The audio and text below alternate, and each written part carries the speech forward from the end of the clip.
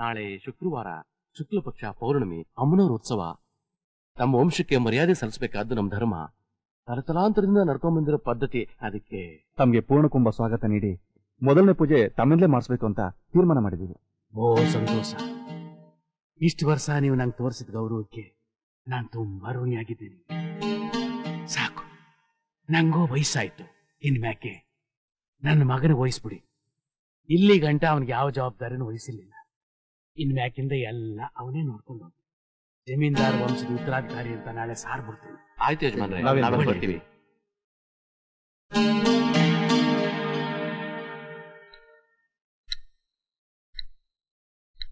ಇದೇನಪ್ಪಯ್ಯ, ನನಗ್ಯಾಕಿದೆಲ್ಲ?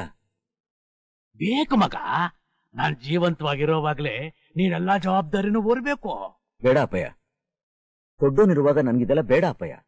ಅವನ್ಗೆ ಕೊಟ್ಬಿಡಿ. ಸಾಕು ಅಪ್ಪಯ್ಯ, ಸಾಕು. ಜೀವನವೆಲ್ಲ ಬರೀ ಕಿತ್ತಾಟ, ಕೂಗಾಟ, ಹಠ, ದ್ವೇಷ. ಯಾತಕ್ಕೋಸ್ಕರ ಇದೆಲ್ಲ? ಅವನೇ ನಮ್ ಗಂಟು ಕೇಳ್ತಾ ಇಲ್ವಲ್ಲ, ಹಕ್ಕು ಕೇಳ್ತಾ ಇದ್ದಾನೆ. ಕೊಟ್ಬಿಡಿ ಅಪ್ಪಯ್ಯ. ಯಾವುದೋ ಒಂದು ಸಣ್ಣ ಕಾರಣಕ್ಕೋಸ್ಕರ ಯಾಕೆ ಮಾವಯ್ಯ ಇಷ್ಟು ದೊಡ್ಡ ಬೆರಕು?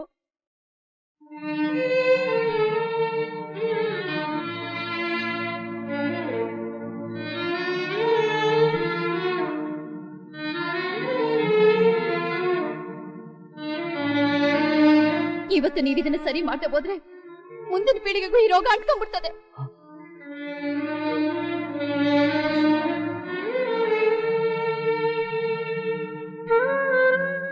ಯೋಚನೆ ಮಾಡ್ತಿದ್ಯಾ?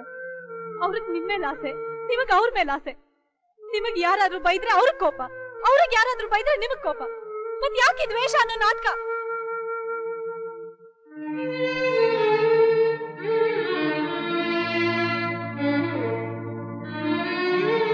ಅಣ್ಣ, ಈ ವಿಷಯದ ಬಗ್ಗೆ ಯಾವತ್ತೂ ನಿಮ್ ತಾವ ನಾನು ಮಾತಾಡೇ ಇರ್ಲಿಲ್ಲ. ಇವತ್ತು ಮಾತಾಡ್ತಿದ್ದೀನಿ, ಬೇಸರ ಪಟ್ಕೋಬೇಡಿ. ನಾನ್ ಮೊದಲನೇ ಹೆಂಡತಿ ಮಗನ ಅಲ್ಲ, ಎರಡನೇ ಹೆಂಡತಿ ಮಗನ ಅಂತ ಬೆಳಿಗ್ಗೆನೇನೋ ನಿಮ್ ತಾವ ಜಗಳ ಮಾಡ್ಕೊಂಡು ಮನೆ ಬಿಟ್ಟು ಹೊರಟೋಗಿದ್ರೆ ಪುಟ್ಟಿ ಆಗಿರ್ತಾ ಇದ್ರಿ.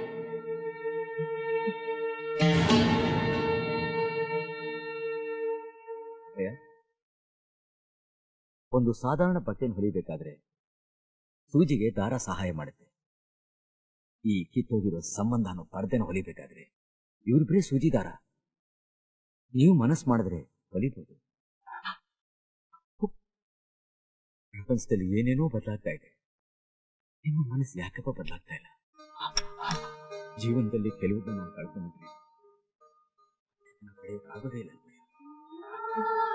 ನನಗೂ ಅಣ್ಣ ಅಂತ ಕರಿಬೇಕು ಅಂತ ಆಸೆ, ಆದ್ರೆ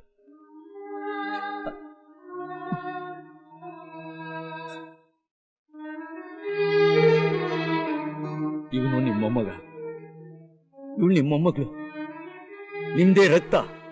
ಇಬ್ರು ಪ್ರೀತಿಸ್ತಾ ಇದ್ದಾರೆ, ಆದ್ರೆ ಮದುವೆ ಮಾಡ್ಕೊಳಕ್ ಆಗ್ತಿಲ್ಲ. ಯಾಕೆ ಗೊತ್ತಾ ಅಪ್ಪಯ್ಯ? ದ್ವೇಷ. ಈ ಎರಡು ಮನೆಗೂ ಇವರಿಬ್ರು ಸೇತುವೆ ಮಾವಯ್ಯ, ಸೇತುವೆ. ಈ ಸೇತುವೆನ ನೀವೇ ಕಟ್ಬೇಕು ಮಾವಯ್ಯ.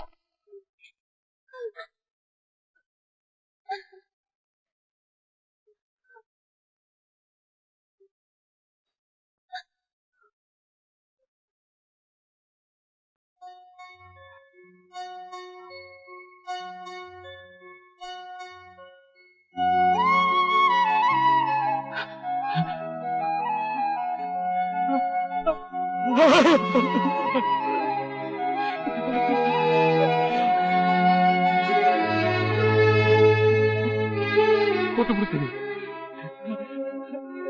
ನನ್ನ ಮಗನಿಗೆ ಕೊಡ್ಬೇಕಾದ ಸ್ಥಾನಮಾನನೆಲ್ಲ ಕೊಟ್ಟು ಬಿಡ್ತೀನಿ. ನಾನು ನನ್ನ ಮಗನ್ಗೆ ಇದನ್ನ ತೋರಿಸ್ಬಿಡ್ತೀನಿ.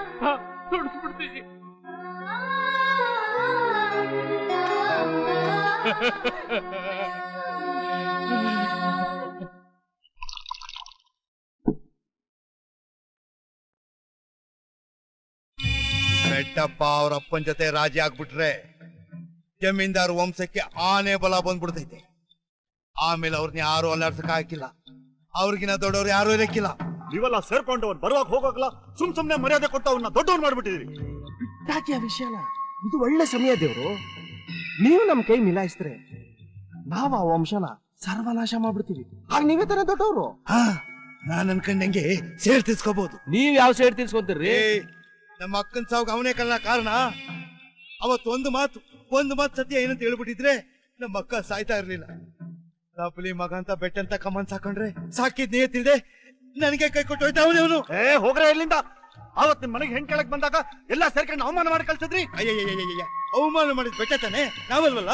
ಈಗೇನು ನಿಮ್ ಮನೆಗೆ ಹೆಣ್ಬೇಕು ಅಷ್ಟೇ ತಾನೆ? ಅವಳು ನನ್ನ ಮಗಳು. ನಾಳೆ ಬೆಳಗ್ಗೆ ನಿಮ್ ಮನೆ ಕರ್ಕೊಂಡ್ ಬಂದ್ ಬಿಟ್ಟು ಹೋಗ್ತೀನಿ, ಆಯ್ತಾ? ಇನ್ನೇನಯ್ಯ, ನೀ ನನ್ ಬೀಗ ಆದ್ಮೇಲೆ ನನ್ ಕಷ್ಟ ಸುಖ ಎಲ್ಲ ನಿಂದೆಯ್ಯ. ಮಿಲಾಯಿಸಾತು. ಮಿಲಾಯಿಸು ಹಂಗೆ.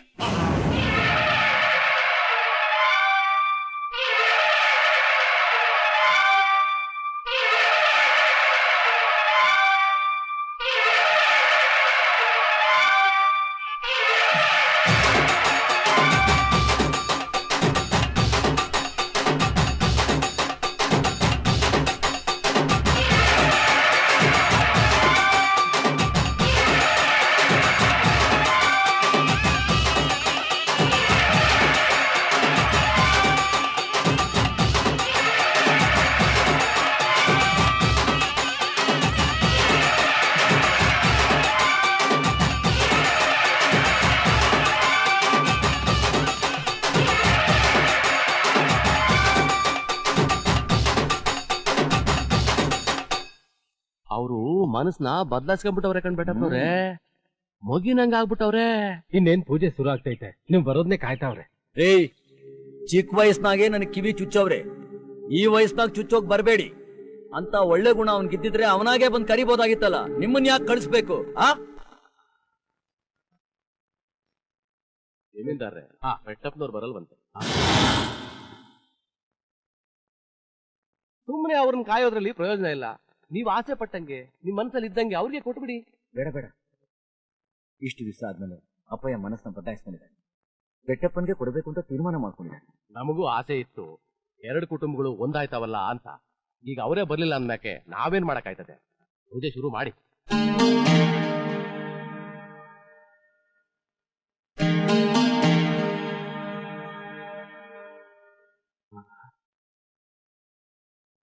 ನಾವು ಊರಿಗೆ ಯಾವತ್ತು ಒಳ್ಳೆಯದನ್ನ ಬಯಸಬೇಕು. ಆ ತಾಯಿ ಚಂಗೈತು ಹಂಗ ನಡೀಲಿ.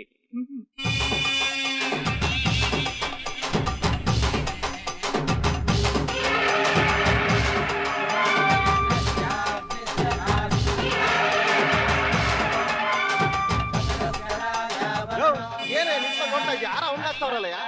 ಸ್ವಲ್ಪ ತಡ್ಕಳಯ್ಯ.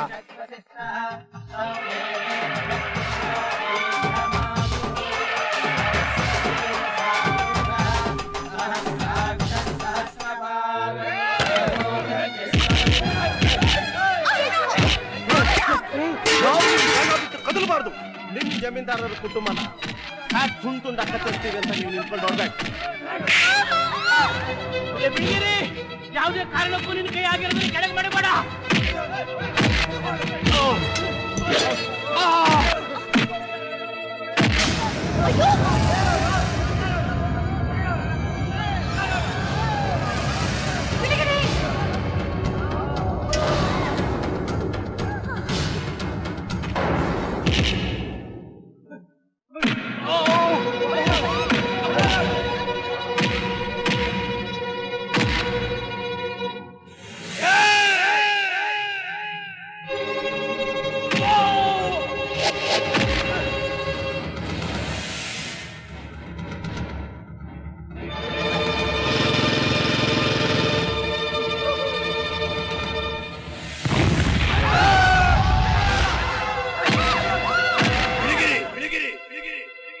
ಪೂರ್ಣಕುಮಾರ ಕೆಳಗಡೆ ಇಡಬೇಡ ಅಂತ ಹೇಳವ್ರೆ.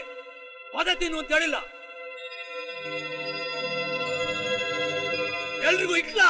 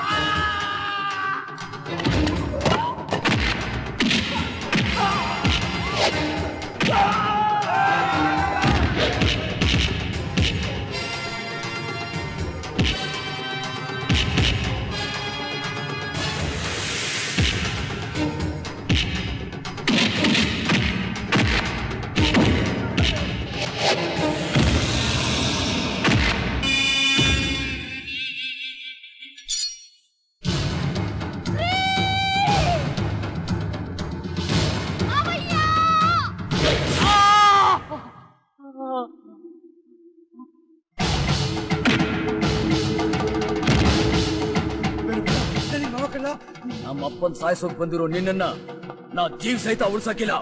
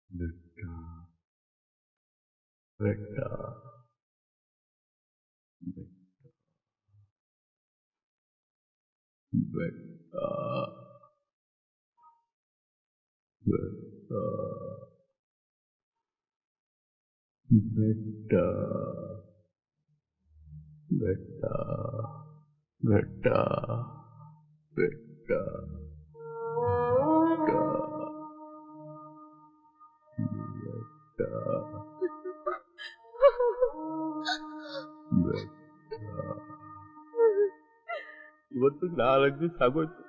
3 ಜನ ಯಾರು ಒಂದ್ ಗುಟಕ್ ನೀರು ಕುಡ್ದಿಲ್ಲ. ಅಪ್ಪ ಅವ್ರನ್ನ ಇನ್ನೂ ಎಷ್ಟು ಅಂತ ಹಿಂಗೆ ಮಲಗಿಸ್ಕೊಂಡಿರ್ತೀರಿ. ಅವನ ಅಪ್ಪನೇ ಸಿಗೋವರೆಗೂ ಮಗನ ಮೇಲೆ ಅವ್ರಿಗೆ ಅಷ್ಟೊಂದು ಪ್ರೀತಿ. ಅವನ ನೋಡೋವರೆಗೂ ಇವ್ರ ಜೀವ ಹೋಗೋದಿಲ್ಲ.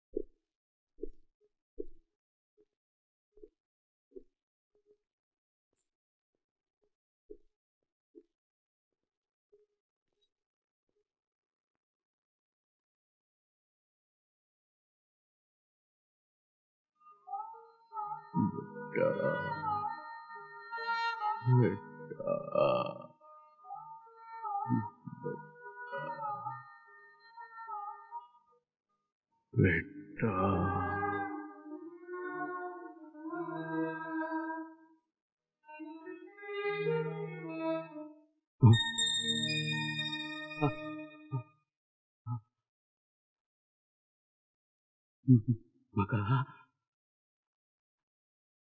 ಮಗ ಸಿಕ್ಬಿಡ್ತು ಅಪ್ಪಯ್ಯ, ಸ್ವರ್ಗನೇ ಸಿಕ್ಬಿಡ್ತು. ಈ 2 ಅಕ್ಷರನ ನಿಮ್ ಬಾಯಿಂದ ಕರೆಸ್ಕೊಡಕ್ಕೋಸ್ಕರ ನಾನ್ ಬದುಕಿದ್ನ.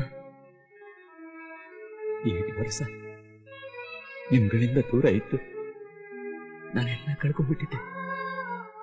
ಈಗ ನನ್ಗೆಲ್ಲ ಸಿಕ್ಬಿಡ್ತು ಅಪ್ಪಯ್ಯ, ಎಲ್ಲ ಸಿಕ್ಬಿಡ್ತು. ಯಾತಕ್ಕೋಸ್ಕರ ನನ್ನ ಹೋರಾಟ, ಯಾತಕ್ಕೋಸ್ಕರ ನನ್ನ ಕೂಗಾಟ? ಏನೂ ಸಾಧಿಸ್ಲಿಲ್ಲ ಅಪ್ಪಯ್ಯ, ಎಲ್ಲ ವ್ಯರ್ಥ ಆಗೋಯ್ತು. ಒಬ್ಬ ಮನುಷ್ಯ ಯಾವ್ದನ್ನ ಗೆಲುವು ಅನ್ಕೊಂತಾನೋ ಅದೇ ಸೋಲು. ಸೋತಾಗ ನಿಜವಾಗಿ ಗೆಲ್ತಾನೆ ಅಂತ ಕಾಣ್ತದೆ. ನಾನು ಗೆದ್ಬಿಟ್ಟೆ ಅಪ್ಪಯ್ಯ, ನಾನು ಗೆದ್ಬಿಟ್ಟೆ. ನನ್ನಿಂದ ನಿಮ್ಮ ಮನಸ್ಸಿಗೆ ತುಂಬಾ ನೋವಾಗೈತೆ. ಈಗಲೂ ನಾನು ನಿಮ್ಗೆ ಕ್ಷಮೆ ಕೇಳಿಲ್ಲ ಅಂದ್ರೆ ಆ ದೇವರು ನನ್ನ ಕ್ಷಮಿಸಿಲ್ಲ. ನನ್ನ ಕ್ಷಮಿಸಿದ್ದೀರಾ ಅಪ್ಪಯ್ಯ? ನಾನು ಸೋಲ್ಬೋದಾಗಿತ್ತು. ರಾಮ ಹುಟ್ಟಿದ ಈ ಮಣ್ಣಾಗೆ ಎಲ್ರೂ ಶ್ರೀರಾಮಚಂದ್ರನಂಗಿರ್ಬೇಕು. ನನ್ನಂತ ಅಪ್ಪಂದಿರಿದ್ರೆ ನಿನ್ನಂತ ಮಕ್ಕಳಿಗೆ ನೋವು ಕೊಟ್ಟಾಗಾಯ್ತದೆ ಮಗ.